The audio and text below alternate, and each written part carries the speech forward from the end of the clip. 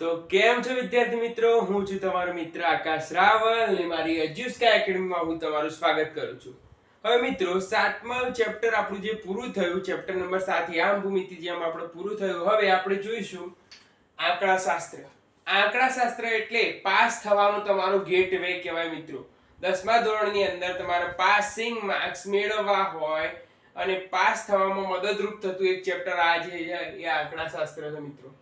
આંકડાશાસ્ત્ર એ ખૂબ જ આઈએમપી અને ખૂબ જ સરળ ચેપ્ટર છે અને એમાં પણ હું તમને સૂત્રોની ટ્રિક્સ આપીને સૂત્રોથી આ ચેપ્ટર વધુ સરળ બનાવી દઈશ. હવે ધ્યાન આપો મિત્રો, આંકડાશાસ્ત્રની અંદર સ્વાધ્યાય 13.1 ના અનુલક્ષીને પહેલા આપણે સૂત્રો આવશે, એ આવશે મધ્યકના સૂત્રો. તો ધ્યાન આપો મિત્રો, મધ્યકના સૂત્રો. તો એ જે મધ્યક છે એ મધ્યકના તમારા જુઓ મિત્રો x બાર કહેવાશે. શું કહેવાશે? x અને ઉપર આવી રીતે જે રેખાખંડ જેવી નિશાની કરો છો એને x બાર કહેવાય મિત્રો. આ જે મધ્યક છે એ મધ્યક આ ચેપ્ટર ની અંદર 3 રીતે શોધવાનું આવશે. તો જુઓ, પહેલા નંબરે આવશે સીધી રીત. આપણી દેશી ભાષામાં કહીએ તો સીધી રીત. અને જો ચોપડીની ભાષામાં કહીએ મિત્રો તો આને કહેવાય પ્રત્યક્ષની રીત.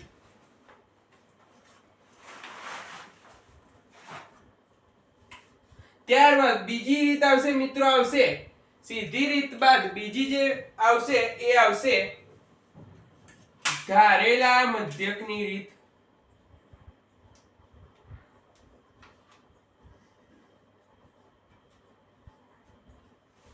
બરોબર. અને ત્રીજી જે રીત આવશે મિત્રો એ આવશે પદ વિચલનની રીત.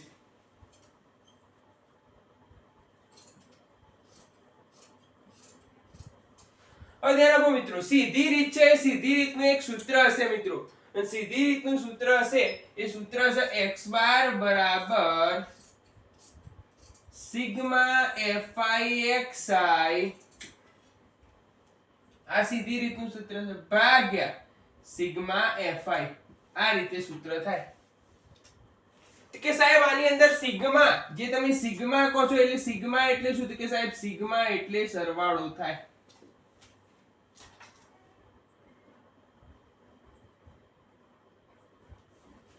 બરોબર. અને જે તમે અહીંયા fi કહો છો, fi ને કહેવાશે આવૃત્તિ.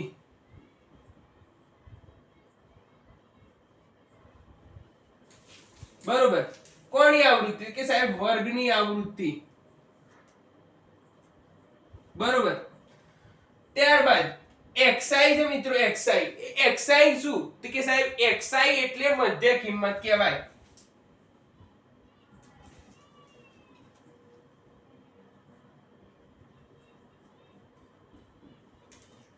તો આ જે xi છે એ xi નું ચોક્કસ એક સૂત્ર આવે મિત્રો ને ચોક્કસ સૂત્ર લખાવું છું. લખો કે xi બરાબર અધઃ સીમા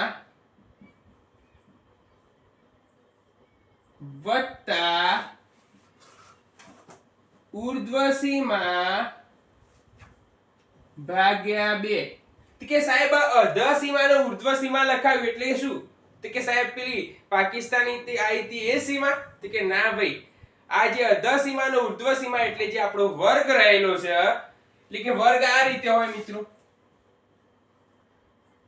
0 થી 10, 10 થી 20, 20 થી 30 આ રીતે હોય.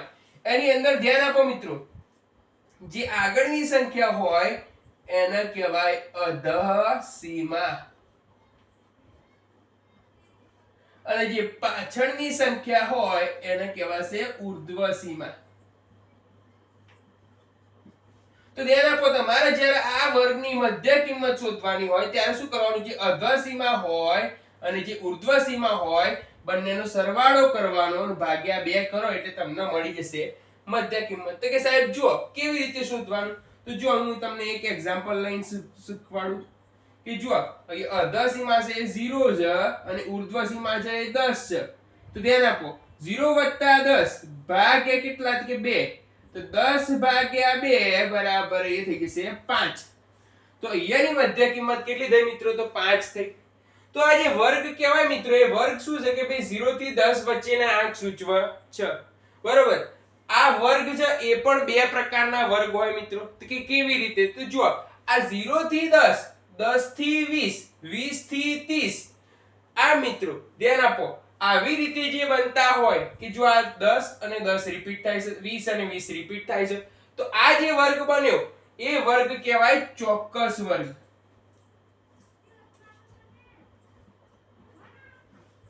બીજું શું કહેવાય? તે ચોક્કસ વર્ગ કહેવાય. બીજું શું કહેવાય? તો કે ભાઈ સતત વર્ગ.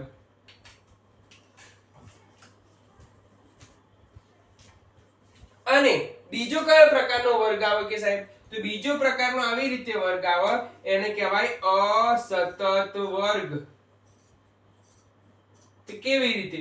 કે જો 0 થી 10, પછી ચાલુ થાય 11 થી 20, પછી થઈ ગયા 21 થી કે સાહેબ 30, 31 થી 40. તો ધ્યાન આપો, એ 10 10 કે સાહેબ રિપીટ થયા નહીં. જોઈએ 10 અને 10 રિપીટ થયા, તો આ કહેવાય ચોક્કસ વર્ગ, આ કહેવાય સતત વર્ગ.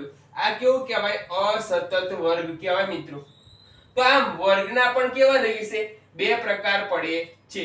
તો આજે આપણે સીધી રીત ભણવાની છે. પહેલી જે રીત છે એ સીધી રીત ભણવાની છે. એ સીધી રીતને કહેવાય છે પ્રત્યક્ષની રીત. અને પ્રત્યક્ષની રીતનું સૂત્ર થઈ જશે આ: x બાર બરાબર સિગ્મા fi ભાગ્યા સિગ્મા fi. બરોબર. તો આ તમારું શેનું સૂત્ર થશે? મધ્યકનું સૂત્ર થશે. આજે આપણો પહેલો જે દાખલો ગણીશું એ પ્રત્યક્ષની રીતથી ગણીશું, અને બાકીના જે બે રીતના દાખલા છે એ પછી ધારેલા મધ્યકની અને પદ વિચલનની રીતથી ગણીશું. તો હવે આપણે જોઈશું ધારેલા મધ્યકની રીતનું સૂત્ર. તો ધારેલા મધ્યકની રીતનું સૂત્ર તો મધ્યકનો કહેવાશે મિત્રો x બાર. તો ધ્યાન આપજો, આ સૂત્ર થશે કે x બાર બરાબર a વત્તા સિગ્મા fi di ભાગ્યા સિગ્મા fi. બરોબર. આ તમારા ધારેલા મધ્યકનું સૂત્ર થાય. તો આની અંદર આપણે જોઈએ કે કેવી રીતે શોધાય. તો જ્યાં a છે એ તમારું થઈ જશે ધારેલો મધ્યક. અને કે સાહેબ fi ની તો ખબર પડી કે fi એટલે આપણી આવૃત્તિ થઈ જાય, પરંતુ આ જે di શું છે? તો કે ભાઈ di બરાબર એનું સૂત્ર જો ધ્યાન આપજો મિત્રો, xi માઈનસ a. આવું સૂત્ર થશે. xi એટલે કે સાહેબ જે અગાઉ મેં તમને ભણાવ્યું તો કે ભાઈ એને કહેવાય મધ્ય કિંમત. બરોબર. અને a એટલે શું કહેવાશે? તમારો ધારેલો મધ્યક. તો ધારેલા મધ્યકનું સૂત્ર મિત્રો આ મુજબ થશે: x બાર બરાબર a વત્તા sigma fi di upon sigma fi. હવે આપણે જોઈએ પદ વિચલનનું સૂત્ર. તો મધ્યકના કહેવાશે x બાર બરાબર a વત્તા સિગ્મા fi ui ભાગ્યા સિગ્મા fi ગુણ્યા h. કે સાહેબ a એટલે તો a તમારો એ થઈ જશે ધારેલો મધ્યક,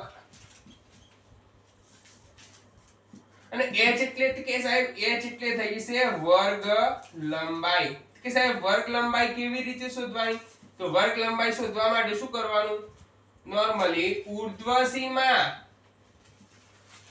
માઈનસ અધઃ સીમા. બરોબર. ઉર્ધ્વ સીમા અને અધઃ સીમા. કે સાહેબ વર્ગ આ રીતે હોય 10 થી 20. બરોબર. 0 થી 10 આવો વર્ગ હોય, તો આની વર્ગ લંબાઈ તમારે શોધવી હોય તો તમારે શું કરવાનું? ઉર્ધ્વ સીમા માઈનસ અધઃ સીમા. તો ઉર્ધ્વ સીમા કઈ? તો કે સાહેબ 10 માઈનસ અધઃ સીમા કેટલી છે? તો કે અધઃ સીમા છે આપણી 0. તો જો બાદ કરતા કેટલું મળશે ભાઈ? 10 મળશે. તો આ મિત્રો આ શું થઈ ગયું તમારું? કે આ થઈ ગયું તમારો વર્ગ લંબાઈનું સૂત્ર. હવે કે સાહેબ ui એટલે શું? તો ui નું એ સ્પેશિયલ સૂત્ર થશે કે ui બરાબર xi minus a upon h, એટલે કે ભાઈ ભાગ્યા h. આ રીતે થઈ જાય. તો ધ્યાન આપો, આ તમારું ui નું સૂત્ર થયું. હવે ધ્યાન આપો મિત્રો, આ જ લેક્ચરની અંદર આ વિડીયોમાં મેં જે તમને સૂત્રો કીધા એટલા સૂત્રો તમે તૈયાર કરી લેશો અને સૂત્રની અંદર જે ચિહ્નો રહેલા છે એને શું કહેવાય એટલું આવડી જાય તો આ ચેપ્ટરની અંદર મોટા ભાગની જે આપણે જંગ છે એ જીતી ગયા કહેવાય.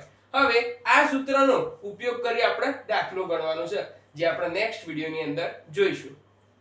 અને ધોરણ 10 ની અંદર ગણિતમાં કોઈ પણ જાતની પ્રોબ્લેમ હોય અથવા કોઈ પણ જાતનો ડાઉટ હોય તો તમે મને WhatsApp નંબર પર શેર કરી શકો છો જેથી હું તમને વિડીયોની અંદર જવાબ આપી શકું. ધન્યવાદ.